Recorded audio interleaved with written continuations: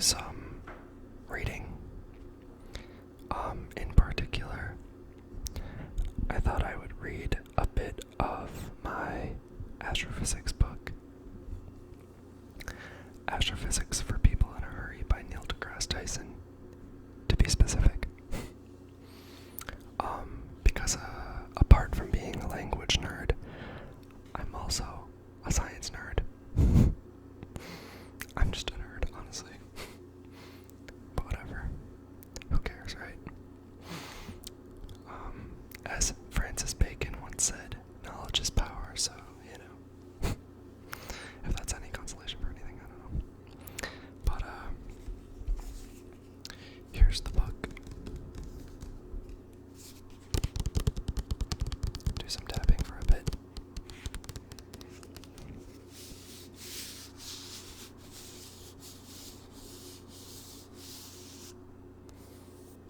I have my blinds open behind me, that's why it's so bright. So people can probably see me, but whatever.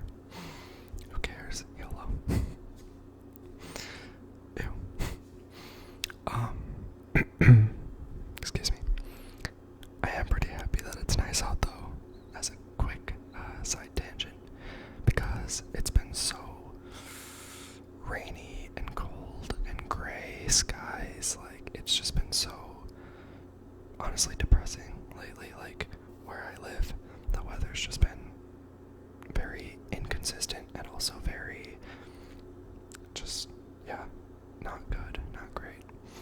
I love sunshine and warmth, so I'm very excited for spring, but mostly summer. So today it's like 54 degrees Fahrenheit, I believe. I'm not sure what that would be in Celsius, so I'm sorry.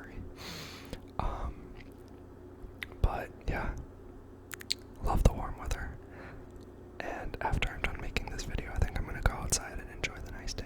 So anyway, I digress. So I bought this book at Barnes & Noble, which I love Barnes & Noble. I wish we had a Barnes & Noble where I live. I think the closest one is maybe 45 minutes away, I believe. But seriously, when I go to Barnes & Noble, like, I love reading.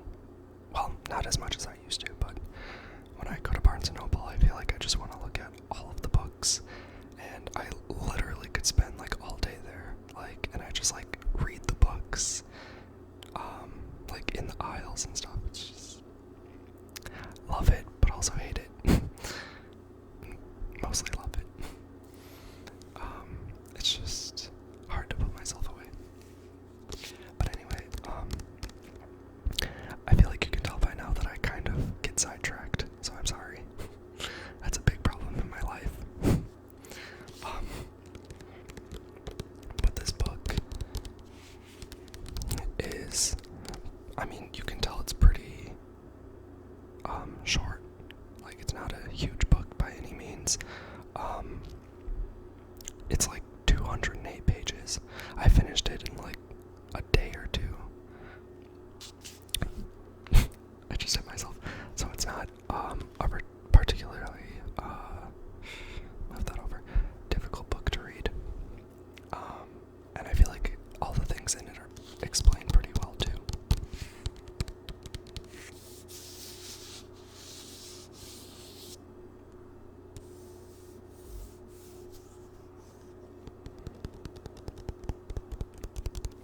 I've gotten so interested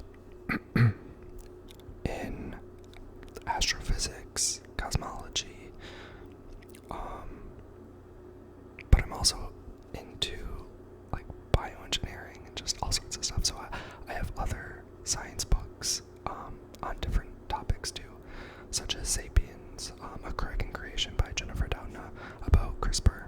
So if you guys would like to see videos like that, me reading other types of books, just let me know in the comments below. And I'll also leave in the description box some links to these books books, and also maybe some like videos about cosmology, astrophysics, that I really enjoy, so that you guys can check them out too, if that interests you. Anyway, I feel like I've rambled enough, so now we can get into reading. I might just read like 1 or 2 chapters, because I don't want the video to be, I don't know, too long, and I mean, maybe I can make this another series, you know, read chapter by chapter or something like that. So yeah, let me know what you guys think. I will be taking the like cover off, because I can't stand when like I'm reading a book and the like cover keeps sliding and I have to keep fixing it. I think that's kind of annoying. Plus the cover underneath the paper cover, like the hardcover part, makes pretty good noises, I think, so I'll do some tapping and rubbing on that before I do some reading for a short while. But I will read the like inside flap. It says, "The essential universe from our most celebrated and beloved astrophysicist. What is the nature of space and time? How do we fit within the universe? How does the universe fit within us? There's no better guide through these mind-expanding questions than acclaimed astrophysicist and best-selling author Neil deGrasse Tyson. But today, few of us have time to contemplate the cosmos, so Tyson brings the universe down to earth succinctly." Honestly, I don't know how to pronounce that word, and I'm kind of embarrassed by that, but it's Succinctly. And clearly, with sparkling wit and tasty chapters consumable anytime and anywhere in your busy day, while you wait for morning coffee to brew, for the bus, the train, or a plane to arrive, Astrophysics for people in a hurry will reveal just what you need to be fluent and ready for the next cosmic headlines. From the Big Bang to black holes, from quarks to quantum mechanics, and from the search for planets to the search for life in the universe. And then the back just has like reviews by people.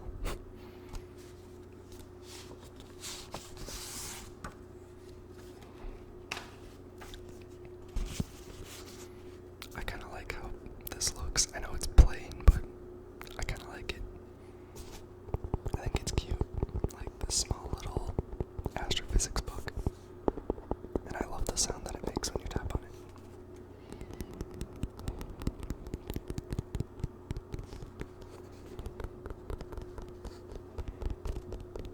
I hope you guys are all doing really well, staying safe, happy, and healthy, and enjoying the nice weather if you have it, hopefully.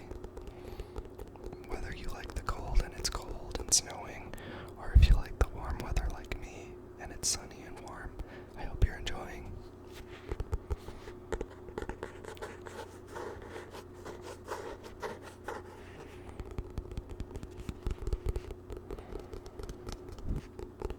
Alright, let's get started.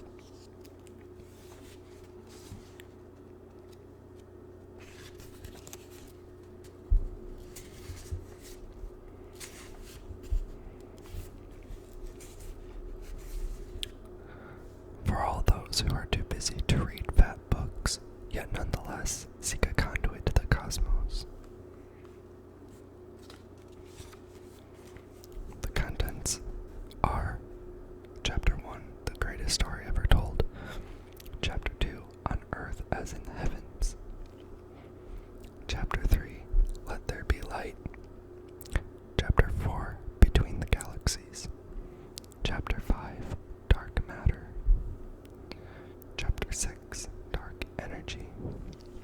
Chapter 7, The Cosmos on the Table. Chapter 8, On Being Round. Chapter 9, Invisible Light. Chapter 10, Between the Planets. Chapter 11, Exoplanet Earth. And Chapter 12, Reflections on the Cosmic Perspective. Perspective.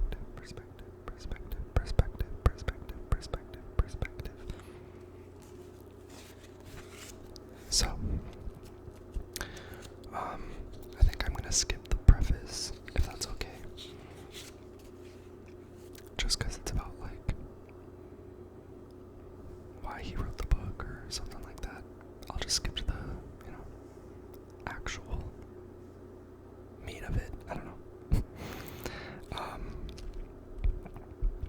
And then there's a quote by Neil deGrasse Tyson, that says, "The universe is under no obligation to make sense to you."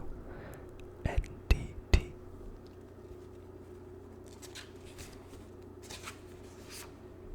Chapter 1. The greatest story ever told. The world has persisted many a long year, having once been set going in the appropriate motions. From these, everything else follows.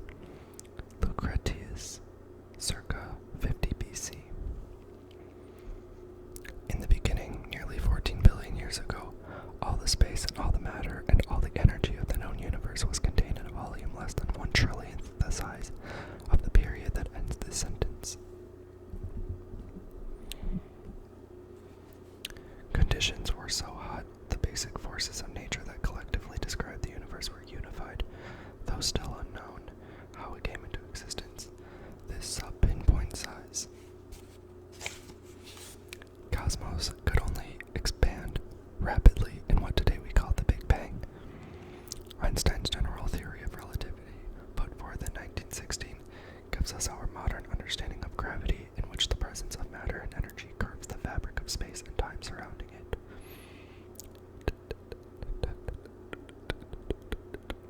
In the 1920s, quantum mechanics would be discovered, providing our modern account of all that is small, molecules, atoms, and subatomic particles. But these two understandings of nature are formally incompatible with one another, which set physicists off on a race to blend the theory of the small with the theory of the large into a single coherent theory of quantum gravity. Although we haven't yet reached the finish line, we know exactly where the high hurdles are. One of them is during the Planck era. I believe it's pronounced Planck. Planck era of the early universe. That's the interval of time from t0 up to 10 to the negative 43 seconds. 1/10 million trillionths of a second after the beginning.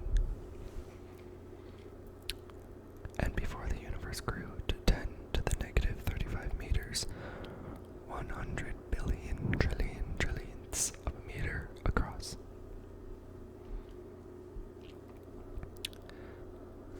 The German physicist Max Planck, after whom these unimaginably small quantities are named, introduced the idea of quantized energy in the 1900s and is generally credited as the father of quantum mechanics. The clash between gravity and quantum mechanics poses no practical problems for the contemporary universe. Astrophysicists apply the tenets and tools of general relativity and quantum mechanics to very different classes of problems. In the beginning, during the Planck era, the large was small, and we suspect there must have been a kind of shotgun wedding between the two. Alas, the vows exchanged during the ceremony continue to elude us, and so no known laws of physics described with any confidence the behavior of the universe over that time. We nonetheless expect that by the end of the Planck era, gravity wriggled loose from the other, still unified forces of nature, achieving an independent identity nicely described by our current theories. As the universe aged through 10 to the negative 35 seconds, it continued to expand, diluting all concentrations of energy, and what remained of the unified forces split into the electroweak and the strong nuclear forces. Later still, the electroweak forces split into the electromagnetic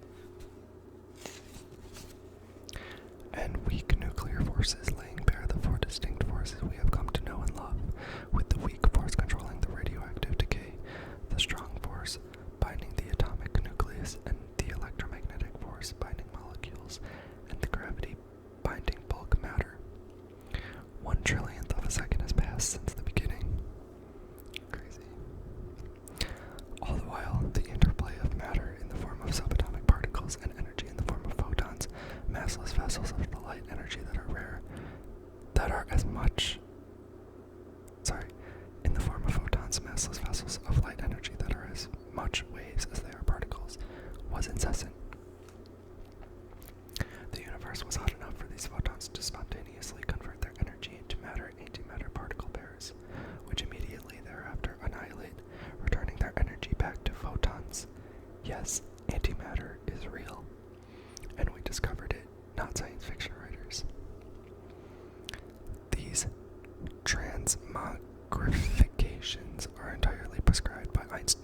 Einstein's most famous equation, E equals mc squared, which is a two-way recipe for how much matter your energy is worth and how much energy your matter is worth. The c squared is the speed of light squared, a huge number which, when multiplied by the mass, reminds us how much energy you actually get in this exercise. Shortly before, during, and after the strong and electroweak forces parted company, the universe was a seething soup of quarks, leptons, and their antimatter siblings, along with bosons, the particles that enable their interactions. None of these particle families is thought to be divisible in anything smaller or more basic, though each comes in several varieties. The ordinary photon is a member of the boson family. The leptons, most familiar with the non-physicist, are the electron and perhaps the neutrino, and the most familiar quarks are, well, there are no familiar quarks. Each of the 6 subspecies that has been assigned an abstract name that serves no real philosophical, or pedagogical purpose, except to distinguish it from the others: up and down, strange and charmed, and top and bottom. Bosons, by the way, are named for the Indian scientist, Satyendra Nath Bose. I apologize if I said his name wrong. The word lepton derives from the Greek leptos, meaning light or small. Quark, however, has a little literary and far more imaginative origin. The physicist Murray Gell-Mann, who in 1964 proposed the existence of quarks as the internal constituents of neutrons and protons, and who at the time thought the quark family had only 3 members, drew the name from a characteristically elusive lines in James Joyce's Finnegan's Wake. 3 quarks for muster mark. One thing quarks do have going for them are their names are simple, something chemists, biologists, and especially geologists seem incapable of achieving.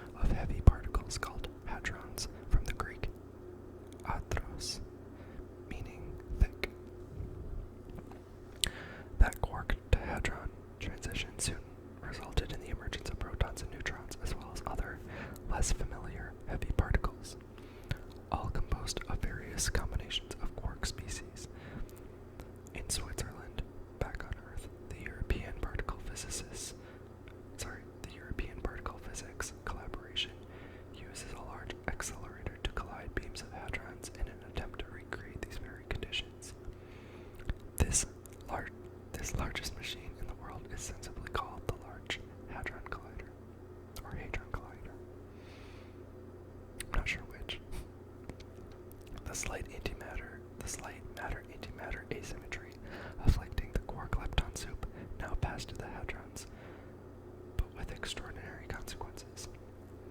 As the universe continued to cool, the amount of energy available for the spontaneous creation of basic particles dropped. During the Hadron era, ambient photons could no longer invoke E equals mc squared to manufacture quark-antiquark pairs. Not only that, the photons that emerged from all the remaining annihilations lost energy to the ever-expanding universe, dropping below the threshold required to create hadron-antihadron pairs. For every billion annihilations, leaving a billion photons in their wake, a single hadron survived. Those loners would get to have all the fun, serving as the ultimate source of matter to create galaxies, stars, planets, and petunias.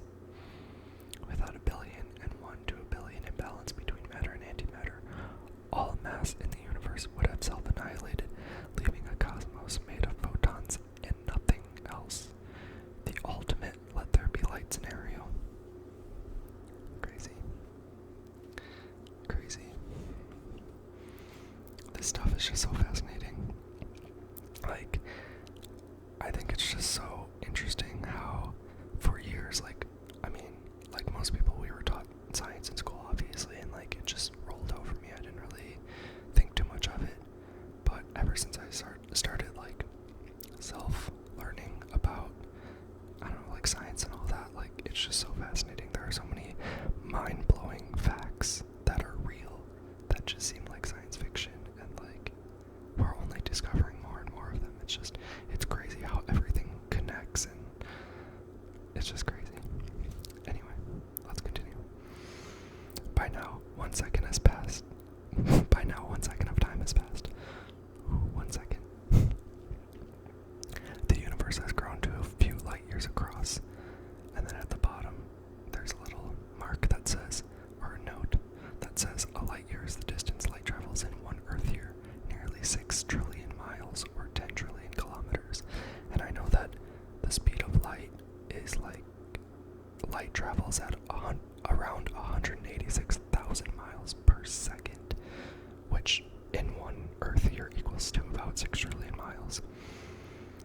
And another fun fact, which is mind-blowing, that's in a video that I can leave a link to down below in the description, because of how far light travels. So, okay, if light travels in 1 year to a distance of about 6 trillion miles, we live in a galaxy, the Milky Way, which is about 100,000 light years across. So 100,000 times 6 trillion miles. Think about that. Or don't, because, existential crisis, right? So, the universe has grown to a few light years across, about the distance from the sun to its closest neighboring stars.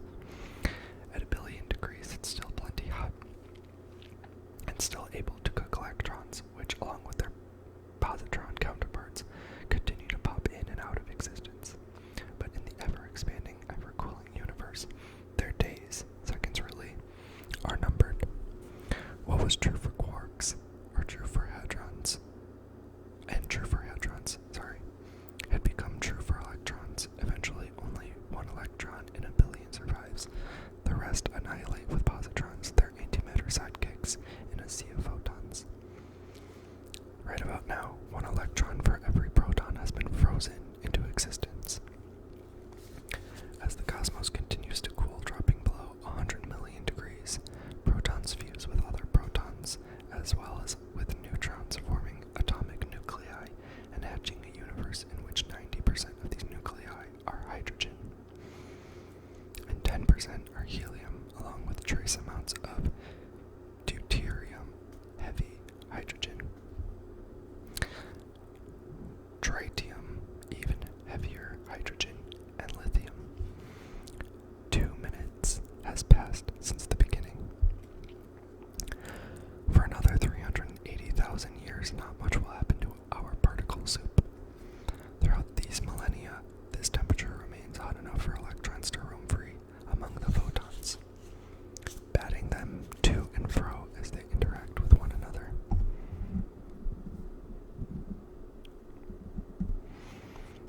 But this freedom comes to an abrupt end when the temperature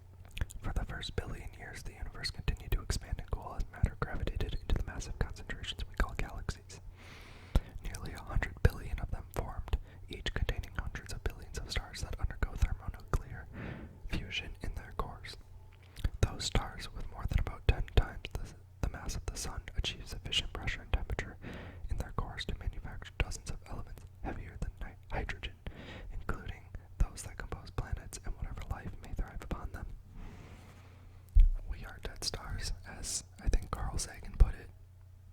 We really are. But I'll leave that too, because I don't know if he talks about this in the book. We'll see. But otherwise, it's in one of the videos I'll leave below.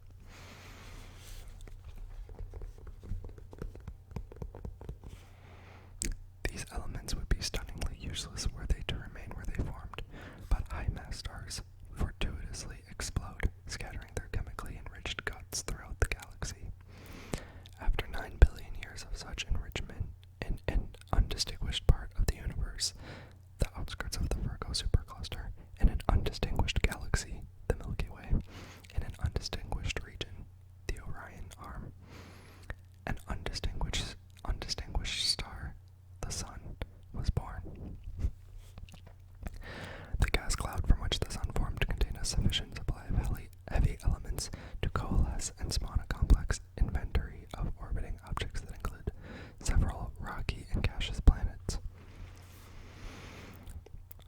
hundreds of thousands of asteroids, and billions of comets. For the first several 100 million years, large quantities of leftover debris in wayward orbits would accrete onto larger bodies.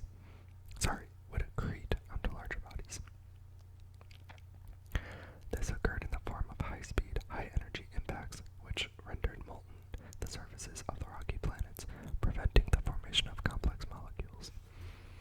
As less and less accretable matter remained in the solar system, planet surfaces began to cool. The one we call Earth formed in a kind of Goldilocks zone around the Sun, where oceans remain largely in liquid form. Had Earth been much closer to the Sun, the oceans would have evaporated. Had Earth been much farther away, the oceans would have frozen. I hope my breathing's not too loud and jarring. Had Earth been much closer to the Sun, the oceans would have evaporated. Had Earth been much farther away, the oceans would have frozen. In either case, life as we know it would not have evolved. Within the chemically rich liquid oceans, by a mechanism yet to be discovered, organic molecules transition to self-replicating life. Dominant in this primordial soup were simple anaerobic bacteria, life that thrives in oxygen-empty environments, but excretes chemically potent oxygen as one of its byproducts. These early single-celled organisms unwittingly transformed Earth's carbon dioxide-rich atmosphere into one with sufficient oxygen to allow aerobic organisms to emerge and dominate the oceans and land. The same oxygen atoms normally found in pairs, O2, also combine in threes to form ozone, O3, in the upper atmosphere, which serves as a shield that protects Earth's surface from most of the Sun's molecule-hostile ultraviolet photons. We owe the remarkable diversity of life on Earth, and we presume elsewhere in the universe, to the cosmic abundance of carbon and the countless number of simple and complex molecules that contain it. There's no doubt about it. More varieties of carbon-based molecules exist than all other kinds of molecules combined. But life is fragile. Earth's occasional encounters with large wayward comets and asteroids, a formerly common event, wreaks intermittent havoc upon our ecosystem. I feel like I can't talk today. Yikes. A mere 65 million years ago, less than 2% of Earth's past, a 10 trillion ton asteroid hit what is now the Yucatan Peninsula and obliterated more than 70% of Earth's flora and fauna, including all of the famous outsized dinosaurs. Extinction. This ecological catastrophe enabled our mammal ancestors to fill freshly vacant niches rather than to continue to serve as hors d'oeuvres for T-Rex. One big-brained branch of these mammals, the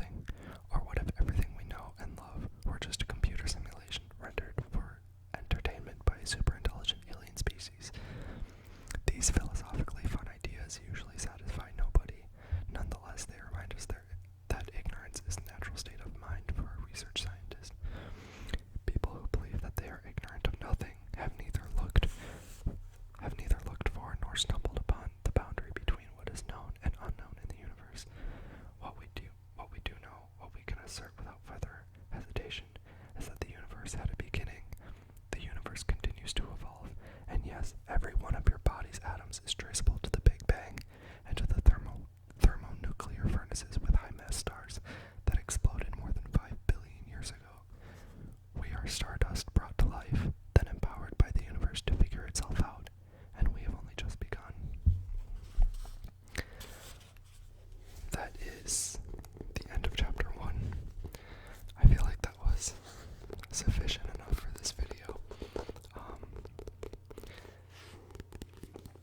I feel like that last paragraph about us being stardust just always leaves me with like tingles, not in the ASMR sense, but just like the awe-inspiring, like, oh, it's just so cool.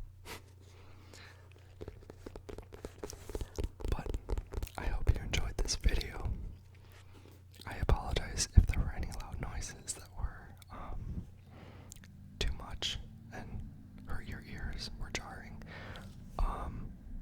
Like that school bus going by. Hopefully it wasn't too loud. And I also apologize for not being able to speak, for mumbling, or I don't know. Regardless, I again hope you enjoyed, felt relaxed, sleepy, got tingles, anything. Let me know in the comments what you think about this, what you think about the book, anything I said that was in the book, your thoughts on science, astrophysics,